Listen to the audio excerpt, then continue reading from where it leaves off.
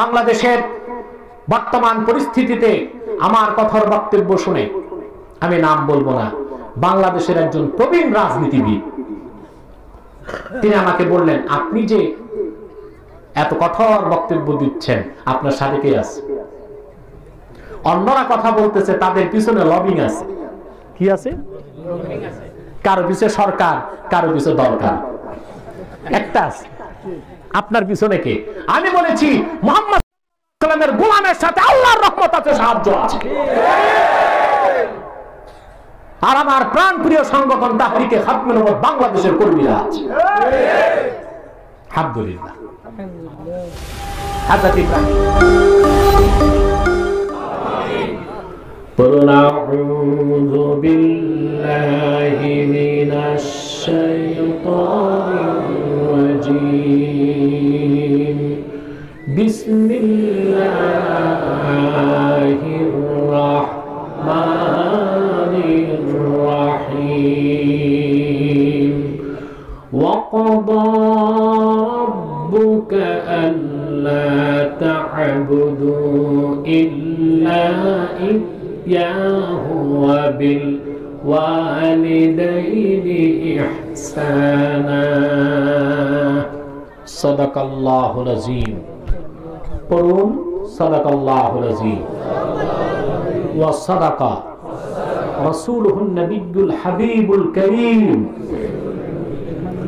ونحن على ذلك من الشاهدين والشاكرين والحمد لله رب العالمين।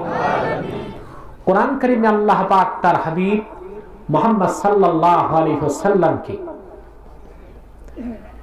খেতাব করে বলেন, ওয়াকাদা রাব্বুক, আই আমারা রাব্বুক, ফাররাদা রাব্বুক, মুহাম্মদ সাল্লাল্লাহু আলাইহি ওয়াসাল্লাম আপনার রব বিধান করেছেন, আইন করেছেন, হুকুম করেছেন, আল্লাহ তা'বুদু ইল্লা ইয়্যাহ, আপনি বলে দেন মানব জাতিকে তোমরা একমাত্র আল্লাহর ইবাদত করবে, অন্য কারো ইবাদত করবে না।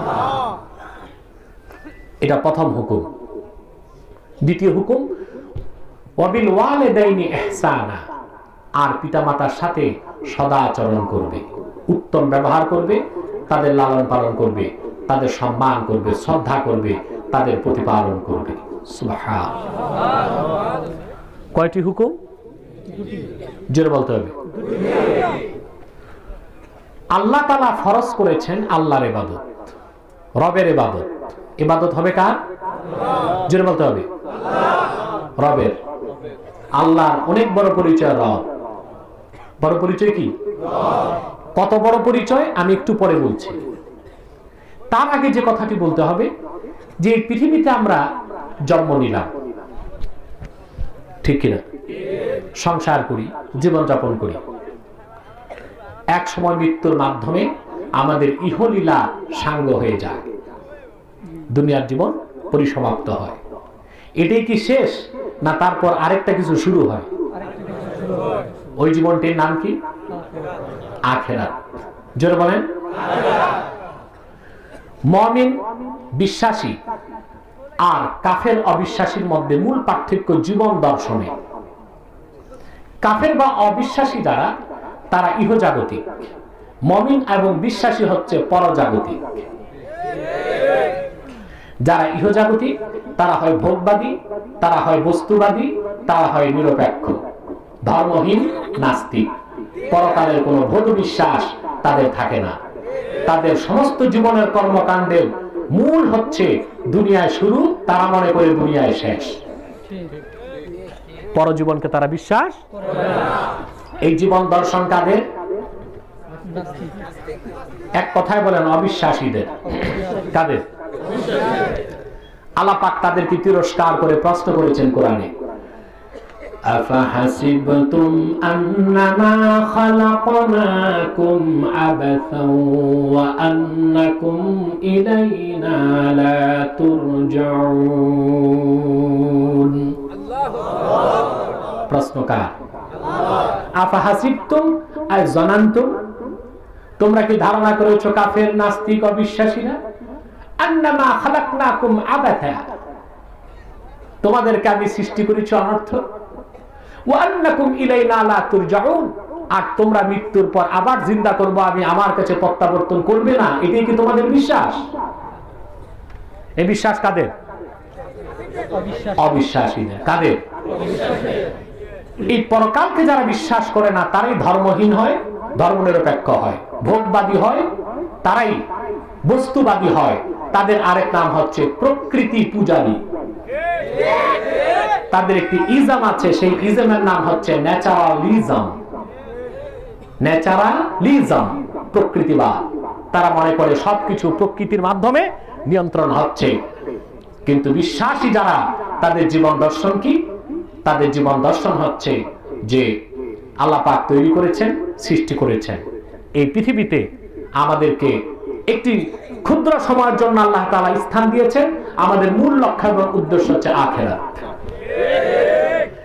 যারা বিশ্বাসী, পরকালকে বিশ্বাস করে, পরজাগতিক, উজ্জ্বল বারবার করলে আমার ডিস্টার্ব, মনোযোগ নষ্ট হয়ে যায়। যারা পরকালকে বিশ্বাস করবে, পরজাগতিক, তার মানে এই নয় যে তারা পৃথিবীতে ব্যবসা করবে না, চাকরি করবে না। বিষয়টা এরকম? কথা বলে না। একদল লোক তো এটাই মনে করে হুজুররা রাজনীতি করবে কেন? কালকে কানাডা ভিত্তিক একটি চ্যানেলে আমার লাইভ চলতেছিল, আপনারা দেখেছেন হয়তো অনেক। এক বুদ্ধিজীবী আমাকে বলেছেন, না নাম নেবার দরকার নেই, আমি বাংলাদেশের সকল বুদ্ধিজীবীদেরকে ওপেন চ্যালেঞ্জ করেছি, আল্লাহর কোরআন ও রাসূলুল্লাহর সুন্নাহ থেকে তোমাদের প্রতিটি প্রশ্নের জবাব দিতে রাসূলুল্লাহর গোলাম প্রস্তুত আছে বাংলাদেশে।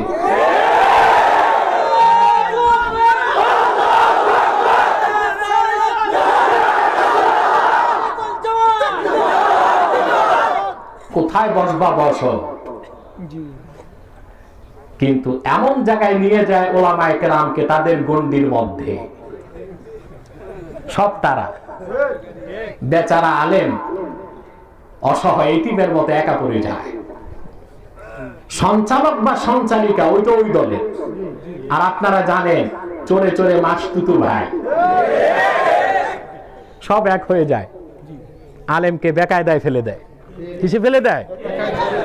এমন জায়গায় আলেমদের যাওয়া উচিত নয়, ঠিক কিনা? আমি কালকে আমার বক্তব্যে বলেছি,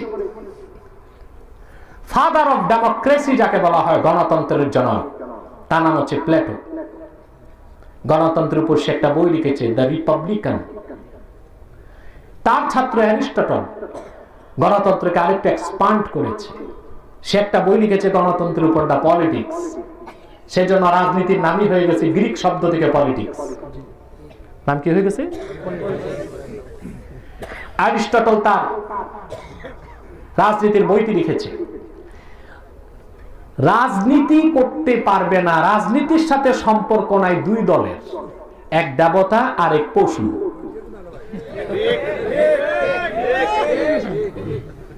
এক দেবতা আর এক পশু, এই দুইটা শ্রেণী রাজনীতির সাথে সম্পর্ক নাই। গ্রিক দার্শনিক অ্যারিস্টটল ছিল অগ্নি পূজারী, দেবতা বিশ্বাস করত। এখন আমরা যারা হুজুর রাজনীতি করব না, তারা কোনটায় থাকবো? তাদের কাছে প্রশ্ন, আল্লাহর আকাশের নিচে আলেমের চেয়ে শ্রেষ্ঠ কেউ নাই, তাহলে আমাদেরকে দেবতা মানতে হবে। রাজনীতি না করতে হলে আমাদের দেবতা, আর দেবতার কথা বিনা দলিলে মানতে হয়। সেজন্য বলি, কোরআনের রাজনীতি মুসলমানের জন্য আল্লাহ ফরজ করে দিয়েছে, ঠিক কিনা? তবে সেটা ডেমোক্রেসি নয়, অ্যারিস্টোক্রেসি নয়, ন্যাশনালিজম নয়, সোশ্যালিজম নয়, সেটা হবে খিলাফত আলা মিনহাজিন নবুওয়া, ঠিক কিনা? বিশ্বাস করেন? তার মানে কি? বিশ্বাসীর জীবন দর্শন কি হবে? কোরআন কারীম সূরা নূরে আল্লাহ পাক বলেন, রিজালুন লা তুলহিহিম তিজারাতুন ওয়ালা বাইউন আন যিকরিল্লাহি ওয়া ইকামিস সালাতি ওয়া ইতাইজ যাকাত ইয়াখাফুনা ইয়াওমান তাতাকাল্লাবু ফীহিল কুলুবু ওয়াল আবসার। আল্লাহ পাক বলেন, মুহাম্মদ সাল্লাল্লাহু আলাইহি সাল্লামের উম্মতের মধ্যে এমন কিছু মুমিন আছে যারা দুনিয়ায় ব্যবসা করে, চাকরি করে, সংসার করে, তাদের সংসার জীবন আছে, ব্যক্তি জীবন আছে, রাষ্ট্র জীবন আছে, দুনিয়াদারি করে, কিন্তু তাদের ব্যবসা বাণিজ্য, চাকরি, অর্থ, বিত্ত, বৈভব তাদেরকে আল্লাহর জিকির থেকে দূরে সরায় না। বিশেষ করে নামাজ তারা তরক করে না, যাকাত তারা বন্ধ করে না, আর সর্বক্ষণ সেই পরকালকে তারা বোধ বিশ্বাসের কেন্দ্রবিন্দু বানায় রাখে, যে পরকালের দিন প্রতিটি মানুষের হৃদয় এবং অন্তর, চক্ষু আল্লাহর ভয়ে কাঁপতে থাকবে। এটা মুসলমানের জীবন দর্শন। সে ব্যবসা করবে, চাকরি করবে, তার সমাজ জীবন হবে, তার রাষ্ট্র জীবন হবে, তার শিক্ষা জীবন থাকবে, তার পরিবার পরিজন থাকবে, তার ভোগ থাকবে, তার বিলাস থাকবে, তার আনন্দ থাকবে, সব থাকবে পরকালের ভিত্তিতে। ঠিক কিনা বলে? তো অবিশ্বাসী হলো ইহজাগতিক, আর আমরা হচ্ছি মাতো না। কেন? সবার মুখে কি মাস্ক? আমি তো দেখতেছি কারো মুখে। হ্যাঁ, কথা বলে না, কষ্ট হচ্ছে তো মাতো না কেন? বুঝি না কি বললো। মাত্রাম আরেকটা শিখছি।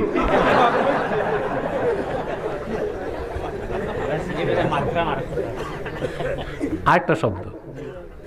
প্রিয় ভাই বন্ধুগণ, তাহলে মুমিনের জীবন দর্শন আর কাফেরের জীবন দর্শন এক। এখন প্রশ্ন হলো, এই পৃথিবীতে আল্লাহ পাক কেন সৃষ্টি করেছেন? কাফের মুশরিক কোন লক্ষ্য উদ্দেশ্যকে নির্ধারণ করে নাই। আমাদেরকে লক্ষ্য উদ্দেশ্য নির্ধারণ করতে হবে যে আল্লাহ রাব্বুল আলামিন কেন আমাদেরকে সৃষ্টি করেছেন। ঠিক কিনা? এইম অফ লাইফ, লক্ষ্য উদ্দেশ্য তো ঠিক করতে হবে। কথা বলেন, ঠিক করবেন? কেন আল্লাহ সৃষ্টি করেছেন?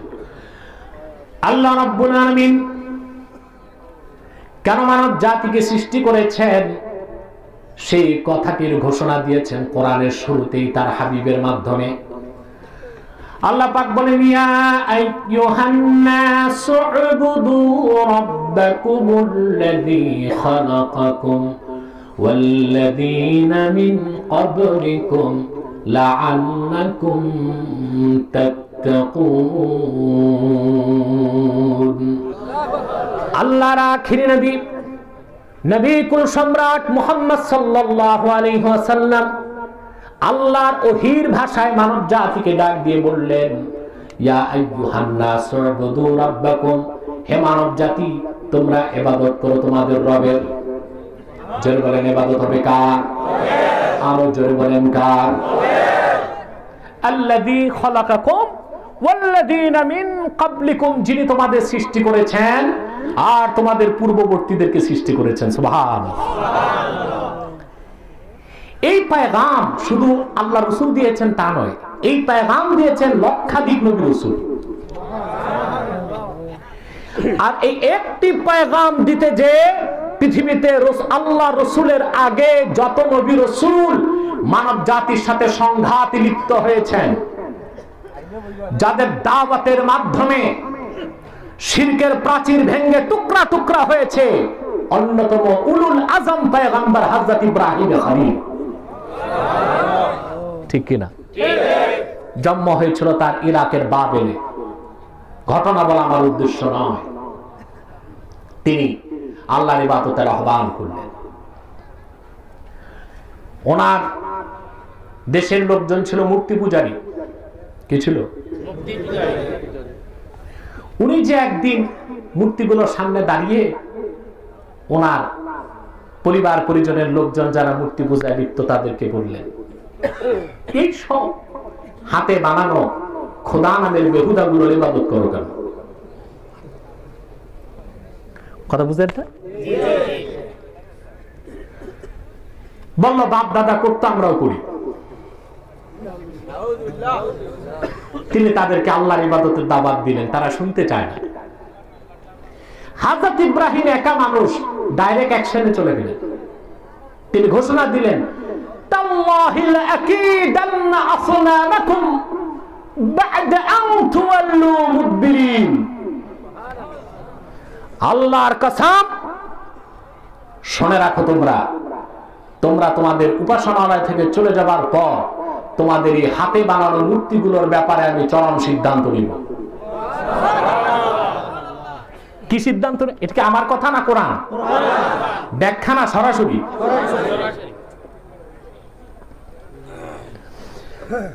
তারপরে আল্লাহ পাক বলেন,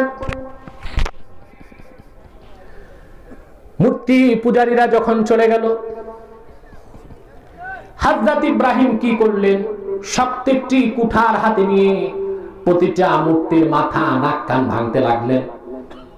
আল্লাহ পাক বলেন, ফাজালাহুম জুদাদা, তিনি প্রত্যেকটা মূর্তিকে ভেঙে টুকরা টুকরা করে দিলেন। ইল্লা কাবীরাল লাহুম লাআল্লাহুম ইলাইহি ইয়ারজিউন, শুধু বড় একটাকে রেখে দিয়েছেন, বড় একটাকে রেখে দিয়েছেন, যেন মূর্তি পূজারীদেরকে হেদায়েত করার আরেকটা সুযোগ থাকে। চতুর্দিকে শোর পড়ে গেল, কে করেছে এই কাজ? আমাদের খোদাগুলোকে নাক মুখ ভাঙ্গা টুকরা টুকরা করে মাটির সাথে মিশাই এই কাজ করলো তাকে। লোকজন বলল, একটা যুবক আছে আমাদের দেশে, ইউকালু লাহু ইব্রাহিম, তার ইব্রাহিম বলে ডাকা হয়। এই ছেলেটাই করতে পারে, কারণ একমাত্র আমাদের দেশে এই যুবকটাই মূর্তি পূজার বিরোধিতা করে, আমাদের কল্পিত দেবতাগুলোকে গালিগালাজ করে। হযরত ইব্রাহিমকে ডাকা হলো, কে করেছে এই কাজ? তিনি বললেন, বাল ফাআলাহু কাবীর, এটার মধ্যে বড় যেটা এটাই করছে। কে করছে? সবচেয়ে বড় মূর্তিটার নাকের মধ্যে তিনি যে কুড়াল ছিল, কুঠারি, এটা টাঙ্গাই দিছে। এখন ওরাই বলতে লাগলো যে কে করছে? বড় বড়টাই করছে। আমি বলেন নাই, আমি করি নাই, তাও বলেন নাই, এটা তাওরিয়া। এটা কি কথা? তিন প্রকার, কাযিব, সিদক, তাওরিয়া। একটা সত্য, একটা মিথ্যা, মাঝখানে একটা আল্লাহ তাআলা কৌশল রাখছেন বাঁচার জন্য। ইমাম বাযাবি যেটা ব্যাখ্যা করেছেন, আল কালামুল্লাযী ইয়াহতামিলুল মা'নায়ান, যে কথা দুইটা অর্থ রাখে। কত অর্থ? কত অর্থ? আল্লাহ তাআলা যদি তাওরিয়ার ব্যবস্থা না রাখতেন শরীয়তে, আমার দেশের মানুষ বিপদে পড়তো বউয়ের কাছে। ঠিক কিনা?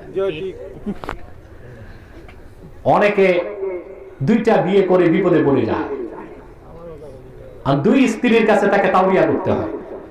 কি করতে হয়? কারণ আমাদের দেশের লোক দুইটা বউ পালার উপযুক্ত না। টাকা আছে, বডি ফিটনেস নাই, 50 বছর হলেই তো চিৎকার হয়ে যায়। দুই বউ রাখে কেমন করে? আবার যার বডি ফিটনেস আছে ওর টাকা নেই। ছোট বউ এর কাছে যে মাসের পর মাস থাকে, বড়টার খোঁজ নেয় না। আমাদের দেশে বুড়া মানুষ একটা কথা প্রচলন করছে, যত ভালো বিয়ে করো দোজাহানের কামিয়াবি হাসিল করো।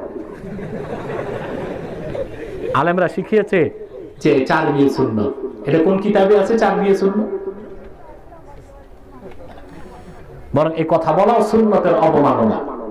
ঠিক কিনা বলে? কোথাও নেই কথা 4 বিয়ে সুন্নাত। আমাদের দেশের বুড়া মানুষ বিয়ে করার জন্য এই কথাটা বের করছে। আর আমি দেখেছি নিকাহ, বিয়ে এমন এক নিয়ামত আল্লাহর পক্ষ থেকে। 80 বছরের বুড়া প্যারালাইজড, বিয়ের কথা শুনলে একটা মুচকি হাসি। ঠিক কিনা? আল্লাহ তাআলা সকল যুবককে বিয়ে করার তৌফিক দান করুন। বাংলাদেশে সবচেয়ে বড় মরণ ব্যাধি এখন ধর্ষণ। ঠিক কিনা? ধর্ষণ বিরোধী বক্তব্যে আমি বলেছিলাম, আপনারা মিডিয়াতে দেখেছেন, ধর্ষণ মুক্ত বাংলাদেশ গড়তে হলে ইংরেজদের প্রণীত ভুল আইনকে ফেলে দিতে হবে, আল্লাহর কোরআনের কাছে ফিরে আসতে হবে। ধর্ষকের শাস্তি কোরআন দিয়েছে মৃত্যুদণ্ড। আর সারা বাংলাদেশে ধর্ষকের মৃত্যুদণ্ডের দাবি উঠেছে। দেরিতে হলেও তো কোরআনের কথায় ফিরে আসতেই হয়। ঠিক কিনা? দ্বিতীয়, আমি বলেছি, জানি না কথাটা আবার কেউ রাষ্ট্রদ্রোহিতার গন্ধ খুঁজে কিনা, আমি সমাধানের জন্যই বলছি। সেটা হলো বিয়ের বয়স হলে ছেলে মেয়েকে বিয়ের সুযোগ দিতে হবে। আমাদের দেশে বয়সের বাইন্ডিং, ঠিক কিনা? বলা হয় ছেলের বয়স যদি 21 না হয় আর মেয়ের বয়স যদি 18 না হয় তাহলে কি হয়? কি সমস্যা? এইদিকে মাইকে কোনো সমস্যা হচ্ছে বাইরে?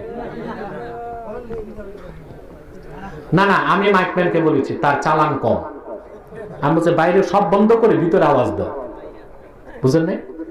আপনারা গুনে দেখলে দেখবেন চোঙ্গা ঝুলতেছে ঠিক, সব চলতেছে না, চোঙ্গা অনুযায়ী টাকা পাবে। আমার মাপ ঠিক আছে?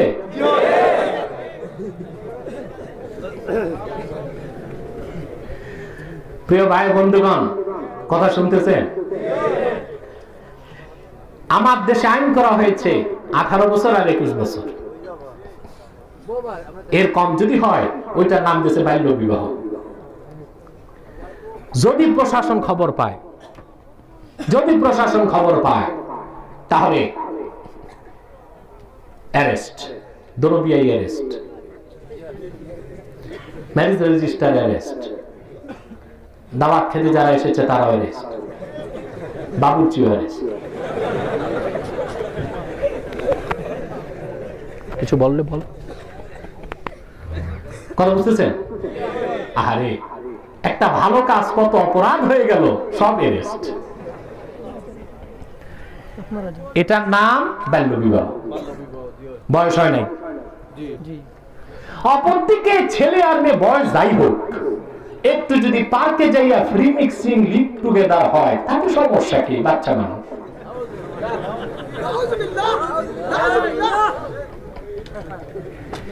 বিয়ের মতো পবিত্র কাজকে আইন করে বানালাম নাজায়েজ, ঠিক কিনা? আর জেনার মতো নাজায়েজ কাজকে আইন করে বানাইলাম জায়েজ। এইরকম ইংরেজদের ত্রুটিপূর্ণ আইন যতদিন বাংলাদেশে থাকবে, ধর্ষণ মুক্ত বাংলাদেশ গঠন করা সম্ভব হবে না। ধর্ষণ মুক্ত, সন্ত্রাস মুক্ত বাংলাদেশ যদি করতে হয়, আল্লাহর কোরআনের কাছেই ফিরে আসতে হবে, মুসলমানের কোনো বিকল্প নাই। ঠিক কিনা বলে? এর কোনো বিকল্প নাই। আমার প্রিয় ভাই ও বন্ধুগণ, সাংবাদিক বজ্ঞা,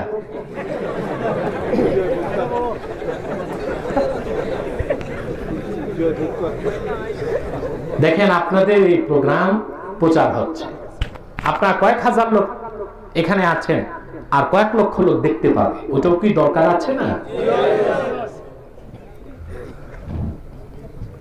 বলছিলাম প্রিয় ভাই বন্ধুগণ, তাহলে ধর্ষণ মুক্ত বাংলাদেশ গড়তে হলে আল্লাহর কোরআনের দিকেই ফিরে আসতে হবে, ঠিক কিনা বলে?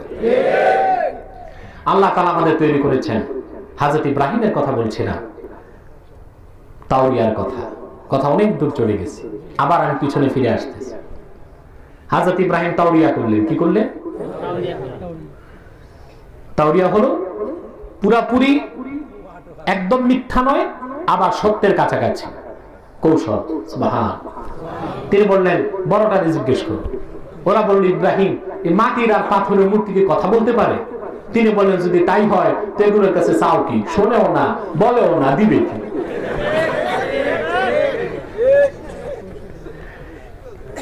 এবার কমের যারা গেলিগুলি তারা বললো আসলে জুলুম তো আমরা নিজেরা নিজেদের উপর করেছি। ইব্রাহিমই তো ঠিক বলছে। তারপরে কি হলো আপনারা জানেন, ঘটনা খুব খাটো করে দিচ্ছি। আল্লাহর ইবাদতের পেগাম দিতে যে হযরত ইব্রাহিমের জন্য শাস্তি নির্ধারণ করা হলো। পাপিষ্ঠ নমরুদ স্বৈরাচার তার মন্ত্রী পরিষদ ডাকলো। যে যুবকটি এত বড় ধৃষ্টতা দেখালো, আমাদের প্রতিমা, দেব দেবী আর মূর্তিগুলোকে ভেঙে টুকরা টুকরা করে দিয়েছে, তার ব্যাপারে সিদ্ধান্ত কি হবে? নমরুদের পার্লামেন্টে সিদ্ধান্ত হলো হাররিকুহু ওয়ানসুরু আলিহাতাকুম, ইব্রাহিমকে একটাই শাস্তি, তাকে প্রকাশ্যে আগুনে জ্বালিয়ে দাও আর তোমাদের দেব দেবীদেরকে খুশি করে দাও। বিশাল আগুনের কুণ্ডলী নির্মাণ করা হলো, দাও দাও করে আগুন জ্বলছে। ইব্রাহিম আলাইহিস সালামকে আগুনে নিক্ষেপ করা হবে, কাছে যাওয়া সম্ভব হয় না, আগুনের তেজ বেশি। কাসাসুল কোরআন ইবনে কাসির লিখেছেন, নমরুদের দেশে এক ইঞ্জিনিয়ার ছিল, প্রকৌশলী। ওর নাম এসেছে তাফসিরে হুজান, কিনা? সে একটি যন্ত্র তৈরি করলো হযরত ইব্রাহিমকে যেন সহজে আগুনে ফেলা যায়। আমাদের দেশে অনেক আলোচক বলেন চরক গাছ, এরকম কথা কিতাবে নেই। কিতাবে এসেছে মিন জানিক, কিনা? যার বহু বচন মাজানিক। এটা বাংলা হবে কাঠের কামান। এটা কি? কাঠের এক প্রকার ক্ষেপণাস্ত্র করতে পারে। হযরত ইব্রাহিমকে সেখানে বসানো হলো, আগুনের কুণ্ডলে প্রস্তুত। নমরুদ মুশরিকদেরকে নিয়ে তাকিয়ে আছে। হযরত ইব্রাহিম তাওহীদের প্রতিষ্ঠাকারী, ঘোষণাকারী, আল্লাহর ইবাদতের আহ্বানকারী। ইব্রাহিম আগুনে দাও দাও করে জ্বলবে আর তারা দেখে মজা নিবে। হযরত ইব্রাহিমের হাত পা বাঁধা, মিনজানিক কাঠের কামানের হাতলের মধ্যে তারা বসানো রাখা হয়েছে। আমার আল্লাহ পাক জিবরিলকে পাঠিয়ে দিলেন। মনে রাখবেন, উলামায়ে কেরামকে নসিহত করছি, আপনি যত বেশি তাওহীদ, রিসালাত, খতমে নবুয়তের পক্ষে কথা বলবেন, কাজ করবেন, আল্লাহর দ্বীনের শত্রুরা তত বেশি আঘাত করার চেষ্টা করবে। সেই ক্ষেত্রে আপনি যদি ইস্তেকামতের দরজা ধারণ করতে পারেন, আল্লাহর পক্ষ থেকে আসমানের দরজা খুলে যাবে, রহমত আর সাহায্য আসবে। আমাদের ইখলাসে ত্রুটি হয়ে যায়। ইখলাসে কি হয়? আমরা ইখলাস আমাদের মজবুত করতে হবে। উলামায়ে কেরাম কখনো যেন কোনো কাজ এই জন্য না করে যে কোন দল জিতবে, কোন দল ঠকবে। আলেমদের কাজ দালালি নয়, আলেমদের কাজ হবে দ্বীন প্রতিষ্ঠা করা। কথা যেই দলের পক্ষে যাক আর যেই দলের বিপক্ষে যাক, এটা আমার নাজারিয়া, এটা আমার মানহাজ। উলামায়ে কেরাম হবে দল নিরপেক্ষ, শুধু আল্লাহর দ্বীনের পক্ষে। যাকে যা বলা দরকার তাই বলতে হবে, কোরআন সুন্নাহর পক্ষে যা বলার তা বলতে হবে। কে লাভবান হবে, কে ক্ষতিগ্রস্ত হবে, তা দেখার সুযোগ আলেমের নাই। সত্যিকার আলেম তা দেখার প্রয়োজন অনুভব করে না, ঠিক কিনা? বাংলাদেশের বর্তমান পরিস্থিতিতে আমার কথার বক্তব্য শুনে, আমি নাম বলবো না, বাংলাদেশের একজন প্রবীণ রাজনীতিবিদ, তিনি আমাকে বললেন, আপনি যে এত কঠোর বক্তব্য দিচ্ছেন, আপনার সাথে কে আছে? অন্যরা কথা বলতেছে, তাদের পিছনে লবিং আছে। কি আছে? কারো পিছনে সরকার, কারো পিছনে দরকার, একটা আছে। আপনার পিছনে কে? আমি বলেছি মুহাম্মদ সাল্লাল্লাহু আলাইহি ওয়াসাল্লামের গোলামের সাথে আল্লাহর রহমত আছে, সাহায্য আছে। আর আমার প্রাণপ্রিয় সংগঠন তাহরিকে খাতমে নবুয়ত বাংলাদেশের কর্মীরা আছে। আলহামদুলিল্লাহ। হযরত ইব্রাহিম লোহার কামানে বসানো হলো, আগুন জ্বলছে দাও দাও করে। জিবরিল চলে আসছে, এবার ওনার পরীক্ষা। সুবহান। হযরত জিবরিল এসে ইব্রাহিম খলিলকে বললেন, ইব্রাহিম, আপনি দেখতে পাচ্ছেন কয়েক মুহূর্ত পর আপনি আগুনে যাবেন। আপনাকে সাহায্য করার মতো কোনো মানুষ ইরাকের বাবেলে কোথাও নাই। সব নমরুদের পক্ষে, সব মূর্তি পূজার পক্ষে, সব শিরকের পক্ষে। আলাকা হাজাতুন ইয়া ইব্রাহিম, যদি আপনার সাহায্যের প্রয়োজন থাকে, আমি জিবরিল, আমাকে বলতে পারেন। আওয়াজটা ছোট হয়ে গেল। প্রশ্ন করলেন কে? আলাকা হাজাতুন ইয়া ইব্রাহিম, প্রয়োজন থাকলে বলেন। আমাকে আল্লাহ যে ক্ষমতা দিয়েছেন, আমার 600 পাখা, ঝাপটা একটা দিলে নমরুদ তার গোষ্ঠী সহ তাক্তা সারা মাটির তলায় চলে যাবে। বলেন কোন প্রয়োজন আছে কিনা? হযরত ইব্রাহিম বললেন, জিবরিল, আমার তো সাহায্যের প্রয়োজন আছে, কিন্তু তোমার কাছে আমার পাল্টা প্রশ্ন, হাজাতুন ইলাইকা আও ইলাল্লাহ, সেই প্রয়োজন পূরণের জন্য সাহায্য কি তোমার কাছে চাইবো না মালিক আল্লাহর কাছে চাইবো? পরীক্ষায় পাস না ফেল? জোরে বলতে হবে সুবহানাল্লাহ। এমনিতেই কি আল্লাহ তাআলা জাতির পিতা বানাইছেন হযরত ইব্রাহিমকে? আমরা হযরত ইব্রাহিমের সন্তান, ঠিক কিনা বলে? ইব্রাহিমের সন্তানদের সম্পর্ক কোনদিন শিরকের সাথে কুফরির সাথে হতে পারে না। সংস্কৃতির নামে, চেতনার নামে শিরকের সম্পর্ক ইব্রাহিমের উত্তরসূরিদের সাথে হতে পারে না, পারে না, পারে না।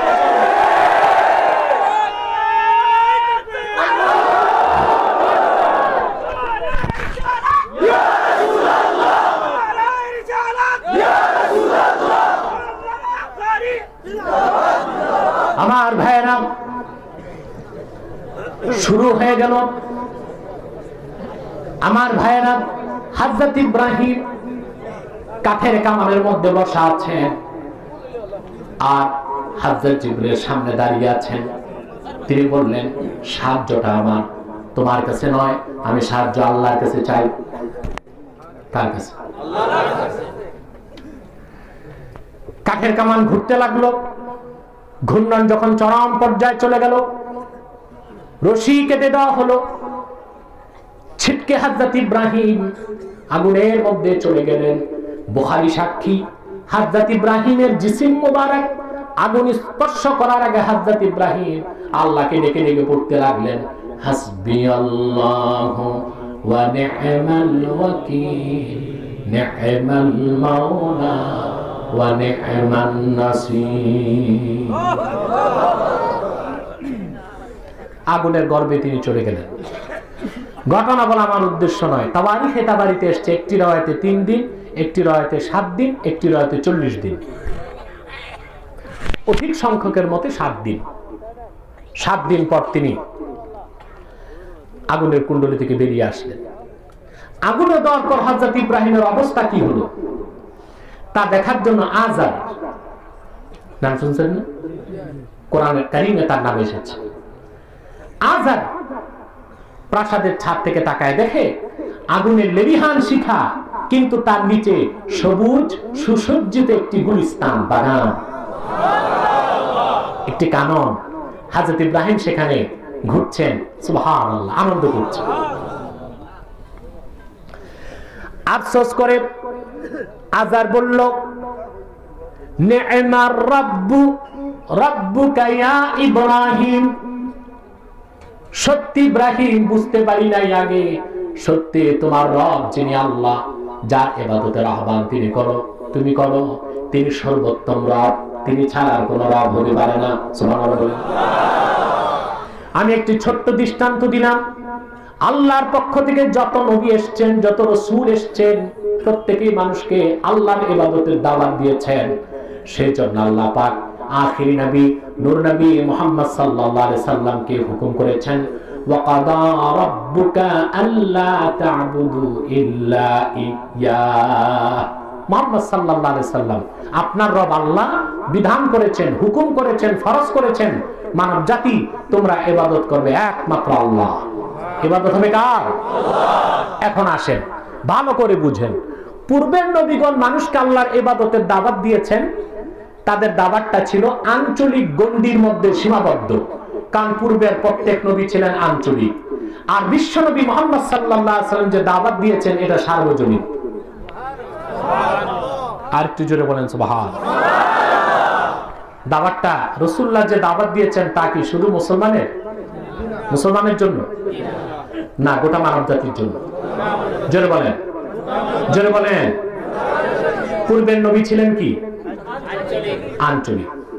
এই জন্য তারা ডাক দিয়েছেন, হে সামুদ আর বনি ইসরাইল, এইভাবে ডেকে ডেকে নিজ সম্প্রদায়কে আল্লাহর ইবাদতের কথা বলেছেন।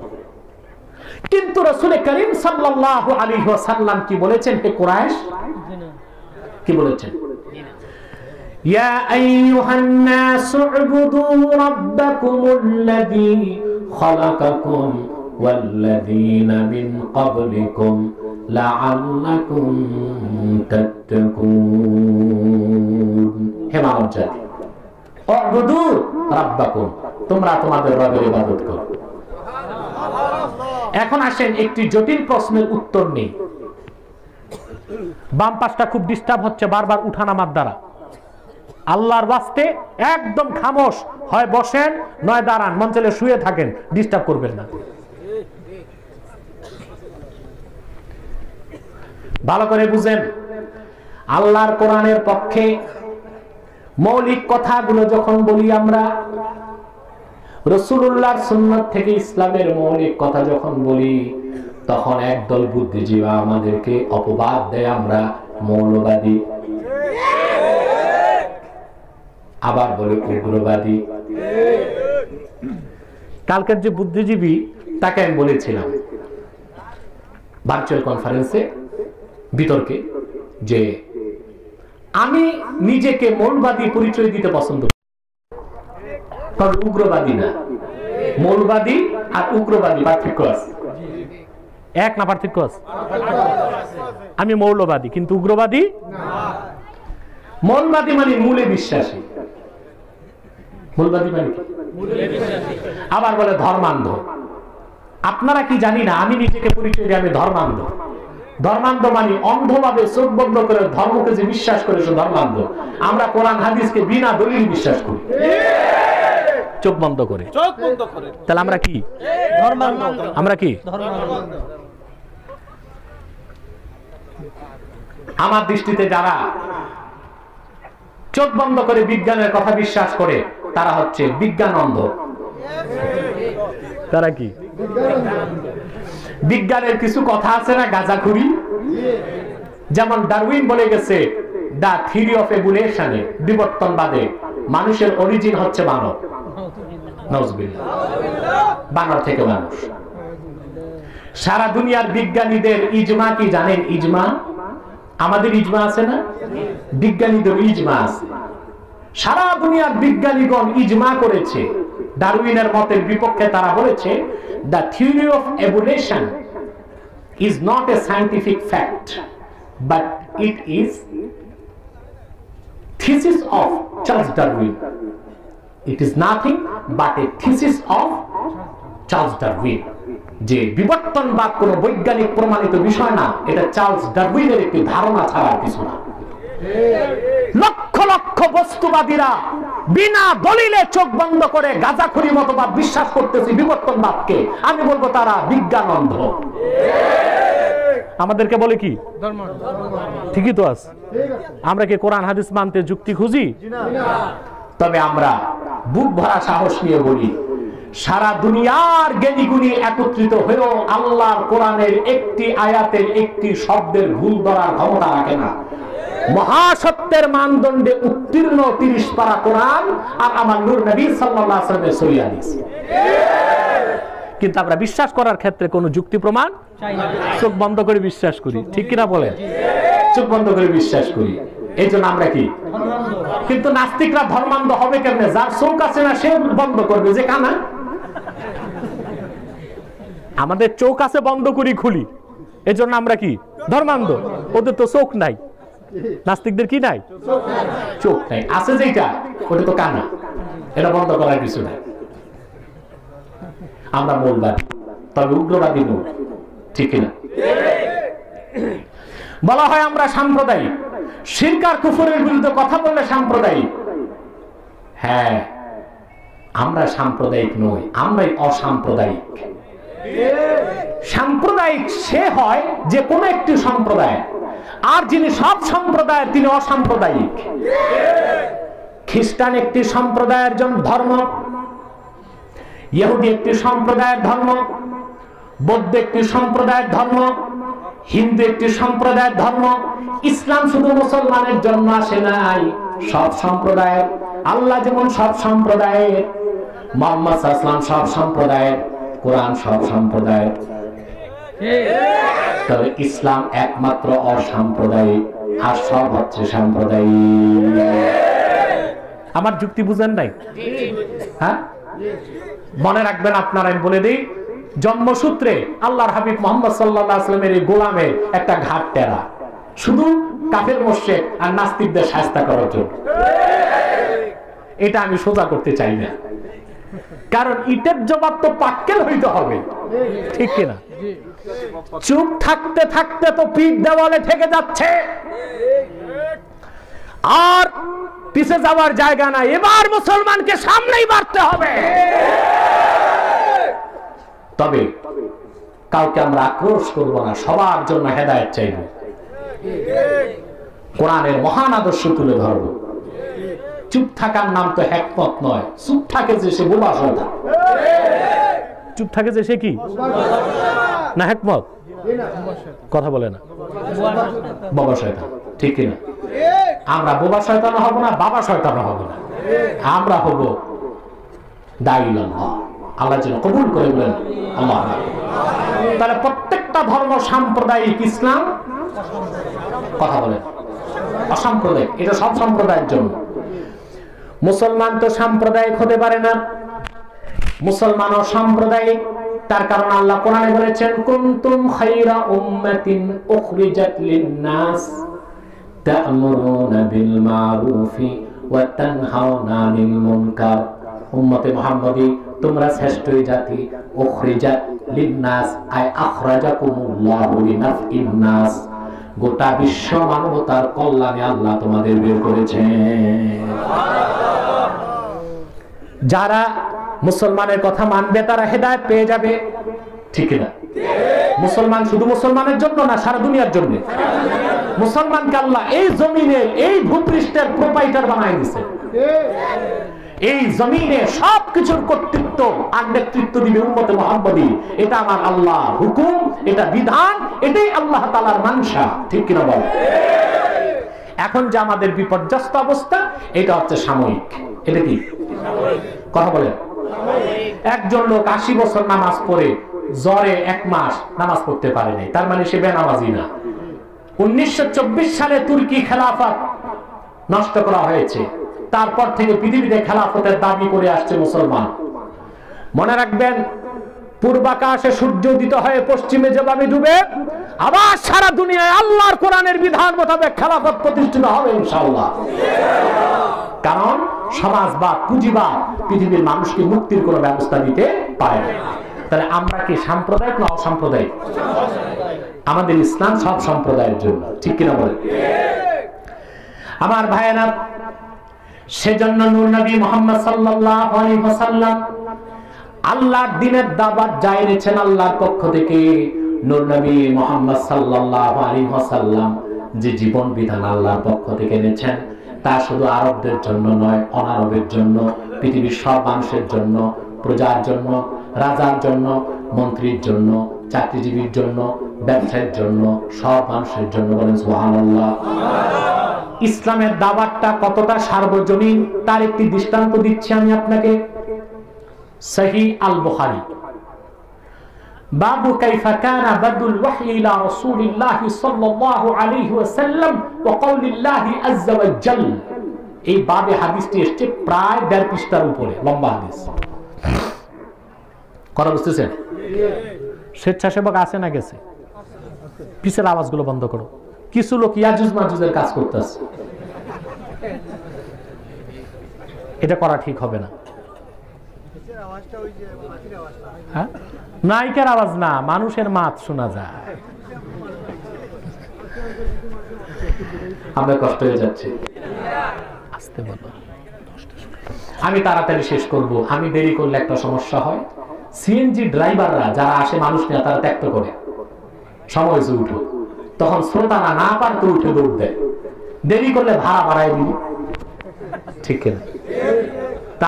আজকে আপনারা সিএনজি, আমি দেখেছি অনেক সিএনজি এসেছে, তো সিএনজি কয়টা পর্যন্ত ভাড়া করছেন আমি জানি না, তবে একটু পরেই আমি বিদায় নিচ্ছি। অন্তত সে পর্যন্ত থাকতে হবে, 50 টাকা বাড়াই দিয়ে। পারবেন না ইনশাআল্লাহ? ড্রাইভার মনে একজন জি ঠিক করছে, হ্যাঁ, প্যাসেঞ্জার জি ঠিক আছে। প্রিয় ভাই ও বন্ধুগণ, সময় কত?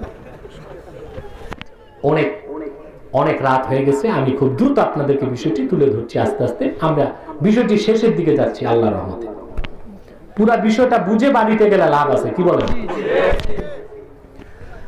আল্লাহ রাসূল সাল্লাল্লাহু আলাইহি ওয়াসাল্লাম রোম সম্রাট বাদশা হেরাকল তাকে পত্র পাঠালেন। কি পাঠালেন? রোম সম্রাট কায়সার, তার নাম ছিল হেরাকল, বাদশা হেরাকল। বাংলাতে যাকে ইতিহাসে বলে হেরাক্লিয়াস, নাম শুনছেন না? রাসূল করিম সাল্লাল্লাহু আলাইহি ওয়াসাল্লামের সাহাবীগণের মধ্যে একজন ছিলেন দাহিয়া কালবি রাদিয়াল্লাহু তাআলা। পত্র লিখে রাসূলুল্লাহ তার কাছে দিলেন। তিনি পত্রটা পৌঁছালেন বুসরার যিনি শাসক তার কাছে। তিনি পত্রটি পৌঁছালেন আজিমুর রোম, রোম সম্রাটের কাছে। এই রোম কোন রোম আপনারা চিনেছেন? অনেকের ধারণা ইতালির রোম, না। অনেক আলোচক ভুলে কথাটা বলেন। কোরআনে যে রোম নামে সূরা এসেছে, যে রোমের কথা এসেছে, রাসূলুল্লাহ যে রোম শাসকের কাছে চিঠি দিয়েছেন, ইতালির রোম না। তখন তো ইতালি ছিল জঙ্গল, রোম ছিল কই? রোম ছিল জঙ্গল। বরং ইতালির রোমের পাশে একটা শহর ছিল পম্পেই। সেই শহরটা জানাবে বিচারের কারণে আল্লাহ তাআলা ধ্বংস করে দিয়েছেন 2500 বছর আগে। কিন্তু বর্তমান রোমের কোন অস্তিত্ব ছিল না। রোম বলতে আল্লাহ তাআলা কোন রোমের কথা বলেছেন? বিলাদুস শামের রাজধানীর কথা। বিলাদুস শাম শুনছেন না? শাম দেশ। এখন এই শাম দেশ কতটা ভাগ হয়েছে দেখেন। জর্ডান, সিরিয়া, লেবানন, ফিলিস্তিন, তুরস্ক, ইরাকের বড় অংশ, এই পুরাটার নাম ছিল বিলাদুস শাম। আর এই দেশের রাজধানীর নাম ছিল রোম। সম্রাটটা কত বড় সাম্রাজ্য সম্রাট ছিল বা চিন্তা করেন। কথা বুঝতেছে? রোম সম্রাট হেরাকালের কাছে রাসূলুল্লাহ চিঠি পাঠালেন।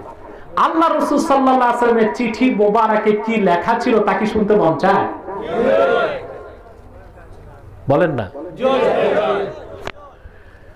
রাসূলুল্লাহর চিঠি শুরু ছিল বিসমিল্লাহির রহমানির রহিম মিন মুহাম্মাদিন আব্দুল্লাহি ওয়া রাসূলিহি সাল্লাল্লাহু আলাইহি ওয়াসাল্লাম ইলা হিরাকানা আযীমির রোম।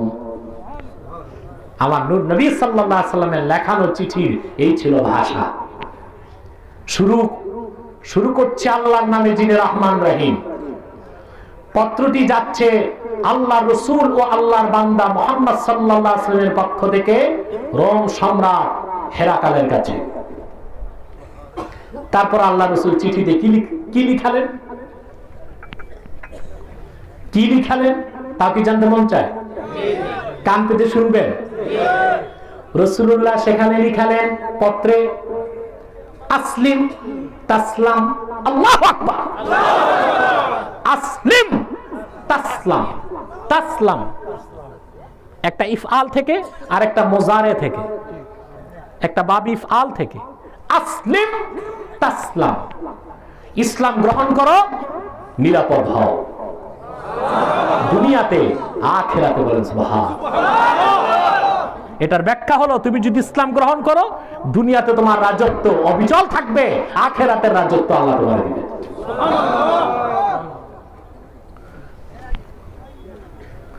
ইউতিকাল্লাহু আজরাকা মাররাতাইন। এর আগে আরেকটা কথা ছিল, আমি ভুলে গিয়েছি।